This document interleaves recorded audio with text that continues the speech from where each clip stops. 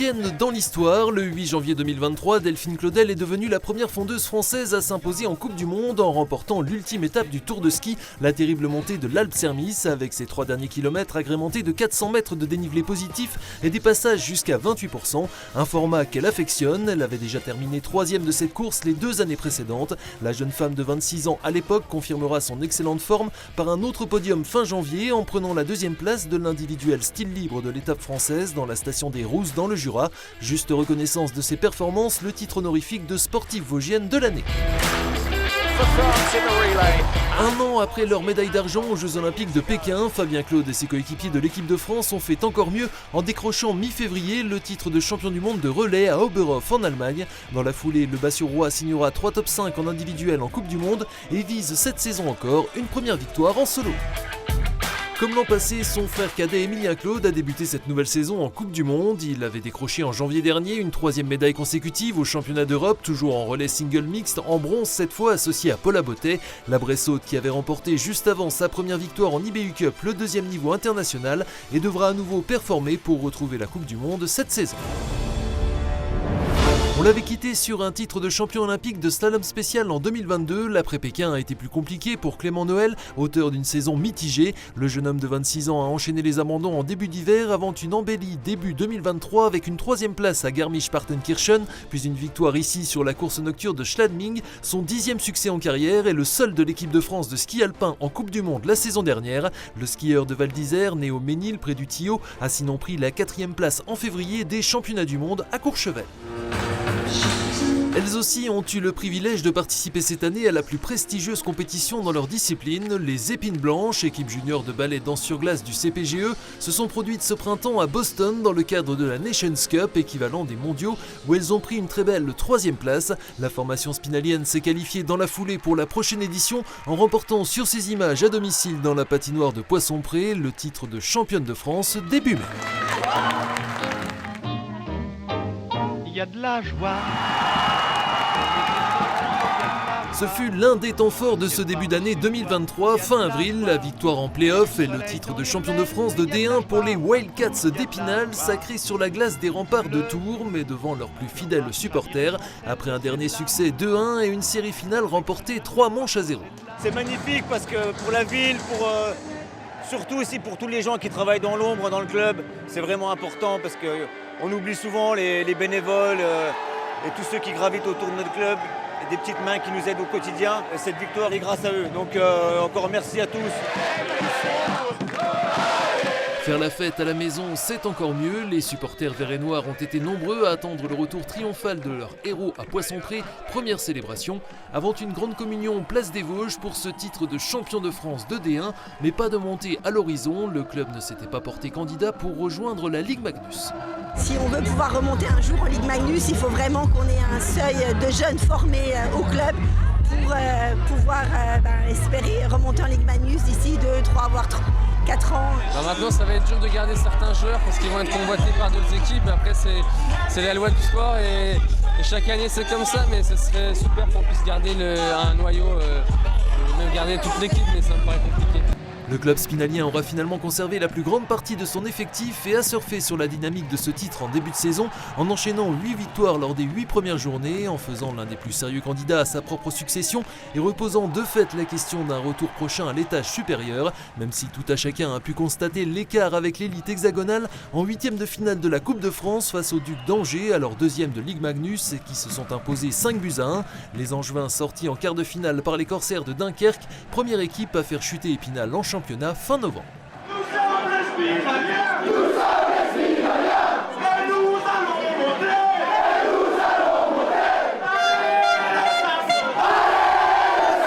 Autre scène de liesse début juin à Épinal pour les joueurs du SAS Football qui ont obtenu leur montée en national à l'issue d'une fin de saison à rebondissement et d'un épilogue à suspense. Les Boutons d'Or ont joué leur sort lors de la dernière journée à domicile devant 4500 spectateurs. Ils n'avaient alors besoin que d'un match nul pour valider leur accession face à Saint-Maur-Lusitanos qui devait absolument s'imposer pour espérer se maintenir. Contrat rempli grâce au top scoreur spinalien Brian Labissière qui a inscrit son 15e but de la saison. Saint-Maur parviendra à égaliser à l'heure de jeu mais les Vosgiens tiendront bon jusqu'au bout, validant leur accession à la faveur du goal average particulier sur Fleury. 6 ans plus tard, le SAS est de retour en national. Exceptionnel. On a travaillé dur toute l'année pour en arriver là. Et voilà, aujourd'hui on est récompensé, ça fait plaisir pour toute la ville, pour tout le monde qui nous suit. Et maintenant il faut kiffer, il faut fêter tout ça. On est passé par des hauts, des bas, on avait des matchs en retard, on a grappillé des points, on a eu des blessures. Voilà, il y a des joueurs qui sont partis, mais on s'est toujours accroché, on a toujours eu une attitude hyper positive. On a fait un parcours en 2023 qui, je pense, est exceptionnel. Et terminer comme ça à la maison, sur un match frustrant, enfin stressant surtout, voilà, c'est encore plus beau.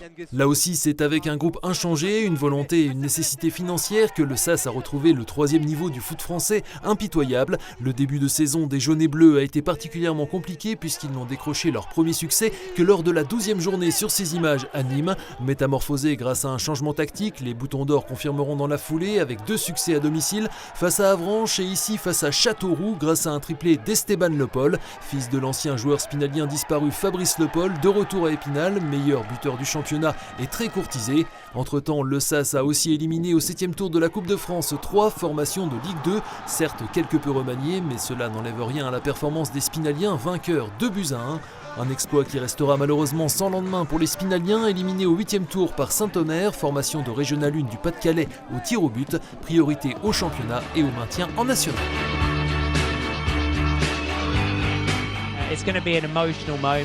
À 39 ans, dont 22 passés sur les circuits, Steve Chenel a fait ses adieux à la scène internationale fin janvier sur ces images lors de la dernière manche de la Coupe du Monde en France à Besançon.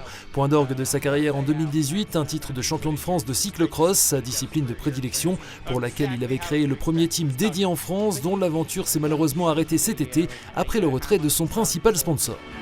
Autre personnalité à avoir marqué l'année 2023, la marcheuse de l'Athlé Vosges Entente Club Clémence Beretta qui a décroché cette année un nouveau titre de championne de France sur 20 km en battant son propre record, établi désormais à 1h30 minutes 20 secondes. Également médaillée de bronze au championnat d'Europe de marche par équipe à Pau-des-Bradilles et première européenne du 10 km de Madrid avec là encore un nouveau record de France. La chef de file de l'Athlé Vosgien, 25 ans, marche tout droit vers les JO de Paris 2024. Après plusieurs saisons plombées par les blessures, il est à 31 ans de retour à son meilleur niveau et il s'en est fallu d'un rien pour que Romain Fèvre ne décroche cette année un 2e titre de champion du monde MXGP après 2015. Après avoir mis fin à 22 mois de disette fin juin, le Bianloup a enchaîné 5 victoires d'affilée mais a finalement dû se contenter de la 2e place. Consolation en fin de saison, un 4e titre sur le motocross des nations avec l'équipe de France, savouré à domicile début octobre. Enfin, il reste le roi incontesté de sa discipline. Titouan Perrin-Gagné a décroché mi-novembre en Indonésie son 6e titre de champion du monde de cross-country éliminateur en l'espace de 7 ans. Une année faste pour le Bresso de 32 ans, vice-champion d'Europe 15 jours plus tôt et qui a également remporté cette année pour la première fois le classement général de la Coupe du Monde, seule ligne qui manquait à son immense palmarès. Et TPG ne compte pas s'arrêter là. C'est une figure du sport vosgien qui s'en est allé cette année. Emblématique président du Saint-Dié Volleyball, ex-SRD, Pierre Mercier nous a quittés à la fin du mois d'août. Ancien président de la Ligue régionale, vice-président de la fédération en charge du développement du secteur féminin, il a amené les Louves dans l'antichambre du plus haut niveau français, la Ligue AF, qui reste l'objectif affiché du club des Audaciens, désormais dirigé par sa fille Apolline Mercier et Adrien Christophe. Dans un nouveau championnat voulu par Pierre Mercier, l'Elite Access, réduit à 8 équipes, toutes candidates à la montée. Les partenaires de Julie Mollinger sont dans le bon tempo, première à la trêve avec une avance de 3 points sur leur poursuivante qui n'est cependant pas un gage de réussite en play-off. Les Louves l'ont appris par le passé et elles auront aussi des ambitions en Coupe de France cette année. Jouer sur plusieurs tableaux, c'est compliqué, mais la SRTT Étival s'en est fait une spécialité. Entre les Open internationaux de ses chefs de file, le championnat Pro Dames qui reste une priorité et la Ligue des Champions, les semaines des pongistes stivaliennes sont bien chargées. Exemple en cette fin d'année avec 10 matchs en l'espace d'un mois où elles n'ont logiquement pas été épargnées par les blessures. Jérôme Imbert et son quatuor inchangé, Jenny Chao, Anna Matelova, Marie Migaud et Camélia Jacob ont assuré l'essentiel. Vice-championne de France 2023, les Vosgiennes sont 3e du championnat à la trêve et disputeront un nouveau quart de finale de la Ligue des Champions début 2024. La Coupe de France, les joueurs de l'ES Taon en sont devenus de véritables spécialistes. Rappelez-vous, fin novembre 2022, les Taonnais avaient éliminé le FC Sochaux-Montbéliard, équipe supérieure de 3 divisions, et ont récidivé au tour suivant début janvier 2023 face à une autre Ligue 2, Amiens. Réduit à 10 au cœur de la seconde période, les Vosgiens ont réussi à préserver le match nul pour s'offrir, comme au tour précédent, une séance de tir au but victorieuse. 2 années de suite en 16e, c'est vraiment quelque chose de grandiose. Donc on va vraiment faire la fête, savourer ça et attendre le tirage avec impatience. C'est à la Colombière, affluence oblige, avec quelques 5000 spectateurs que le Estaon disputera le 3e 16e de finale de son histoire face au FC Nantes, club de Ligue 1, quadruple vainqueur de l'épreuve et tenant du titre, alors engagé en Ligue Europa. Les Canaries auront bien du mal à se débarrasser de Vosgiens solidaires. L'issue de la rencontre se décidera au tir au but, un exercice où le Estaon était invaincu en coupe depuis 3 ans, mais la série devait prendre fin ce soir du 22 janvier. On a été incapable de marquer, on a été capable même d'être dangereux, donc c'est une contre-performance, mais voilà, on est passé par la toute petite porte. Mais j'ai surtout envie de féliciter cette équipe de Taron, et surtout Romain, le coach, qui a fait un superbe boulot. Rebelote cet automne, alors qu'ils connaissent un début de saison compliqué en National 3, les Tahonnais complètent leur tableau de chasse en éliminant au 5e tour l'AS Nancy-Lorraine, pensionnaire de National. Unique but de cette rencontre à la 36e minute, signé Anissou Médour, préformé à l'ASNL, tout un symbole. Le Estaon retrouvera au 7e tour Amiens, éliminé donc 11 mois plus tôt. Cette fois, la logique hiérarchique a été respectée. Les partenaires de l'ancien international anglais Andy Carroll, en bleu, ont maîtrisé les débats, mais ont tout de même tremblé face à des Tahonnais qui ont joué crânement leur chance en fin de match. Cela avant d'inscrire l'unique but de la rencontre à la 85e minute. Cruel pour Tahon, mais logique en somme. Les joueurs ont encore été valeureux, courageux. J'ai rien à leur reprocher. Voilà, on est tombé face à une belle équipe aussi qui nous a respectés et qui est venue avec sa meilleure équipe et qui était revancharde par rapport à la saison passée. Il n'y aura donc pas de club vosgien en ce début d'année 2023 en Coupe de France, mais un en Coupe Gambardella. Les U19 du SAS Football qui se sont brillamment qualifiés pour les 32e de finale. Ils affronteront mi-janvier les Titis du Paris Saint-Germain.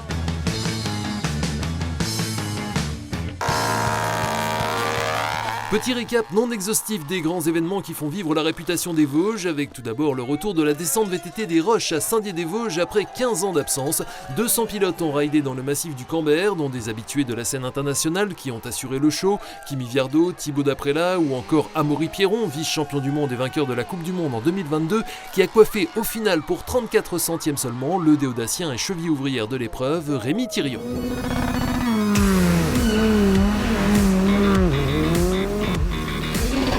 Autre discipline de cœur des Vosgiens, le sport automobile, avec en figure de proue le rallye Vosges Grand Est 38e édition qui a tenu toutes ses promesses en termes de suspense. 171 km d'épreuves spéciales chronométrées en déodacie et autour de Gérardmer sur 2 jours, et pourtant la victoire s'est jouée à 1-rien, 8 dixièmes de seconde en faveur du quadruple champion de France Johan Bonato. Le pilote alpin décrochait là sa 3e victoire consécutive, sa 30e en carrière et obtiendra à l'automne son 5e titre national. Autre exemple dans la vallée des lacs avec le premier week-end de juillet, le Xterra France de Xonru, 13e édition en 2023 avec ses quelques 2000 participants. Au programme pour les 700 plus courageux, 1500 mètres de natation, 40 km de VTT et 10 km de trail. Les lauréats 2023, Arthur Forissier, déjà vainqueur en 2019, son frère Félix était tenant du titre, et l'italienne Sandra Merhofer qui a succédé à sa compatriote Marta Mendito sous le charme. On a couru dans des lieux superbes, l'endroit est magnifique, c'est le meilleur public que j'ai jamais vu, l'atmosphère est juste incroyable. Le soleil est de sortie, j'ai mis les gaz à fond pour gagner aujourd'hui, j'ai adoré. Deuxième saison dans le circuit WTA pour le Grand Est Open 88 de Contrexéville, 3e tournoi féminin français sur terre battue avec une dotation globale de 125 000 $. C'est Tarang Sarus qui s'est adjugé l'édition 2023 de l'Open de Contrex aux dépens de la Russe Anastasia Pavlyuchenkova, finaliste de Roland-Garros en 2021, vainqueur un mois plus tôt de son premier WTA du même niveau en Espagne. La néerlandaise remportera dans la foulée un 250 000 $ à Hambourg pour arriver à la 41e place du classement mondial. Difficile de faire une plus belle vitrine pour le département des Vosges qu'une étape du Tour de France, l'un des événements les plus regardés au monde, d'autant plus qu'il s'agissait de la 20e et avant-dernière étape entre Belfort et le Markstein, avec 130 km et 6 cols au programme, dont ici celui de la Croix des Moines, où le public était venu admirer les coureurs, le maillot jaune et futur lauréat Jonas Vingegaard, le vainqueur de l'étape Tadej Pogačar et bien sûr le Haut-Saônois Thibaut Pinot pour sa dernière. En 2024, c'est le Tour féminin qui sera de retour le 16 août avec une étape entre Remiremont et Morteau. Et c'est parti mesdames, messieurs!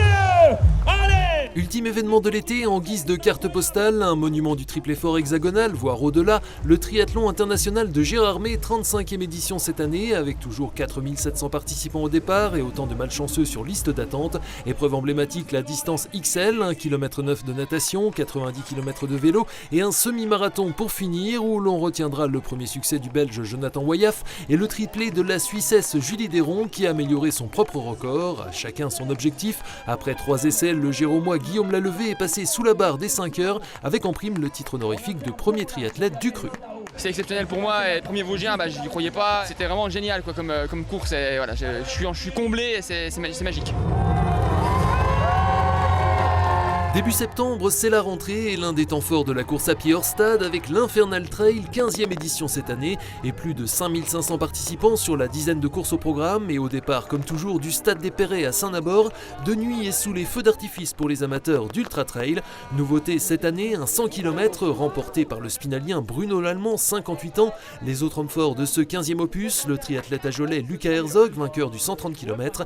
Sur la distance reine, 200 bornes et 10 000 mètres de dénivelé positif, victoire de Florian Clerc venu de région parisienne qui bouclera le tout en un peu plus de 34 heures. On va dire qu'au 90e kilomètre, je me sentais le roi du monde. Je me suis dit, je caricature, mais je commence comme ça et je le finis en 27 heures, tout va bien, j'exagère. Et 5 km après, je me dis, mais attends, il reste 100 km, c'est impossible, même si je suis devant, que j'arrive au bout, et c'est foutu quoi.